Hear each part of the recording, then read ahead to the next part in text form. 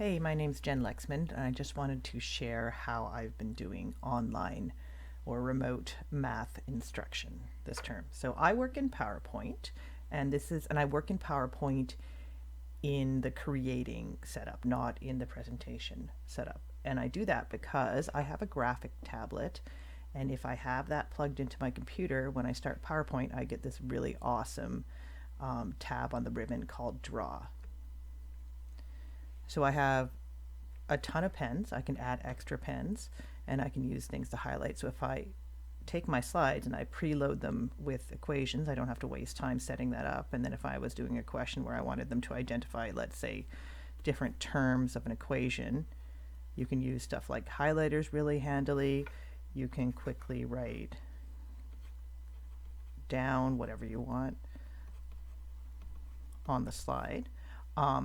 And another neat feature they have, if you slip over to select, you can turn all of your ink. You can move it around if you don't like where you wrote it. You can shrink it if it was too big. And you can change it to text. You can also change it to equations, shapes. It's pretty handy.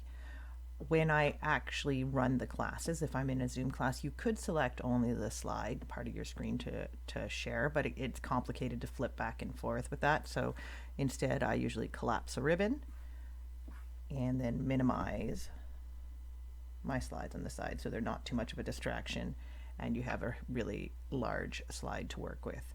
If I was pre-recording videos, I would select only the slide area, and then you wouldn't see any of me messing around with the ribbon or the slide selection in the background.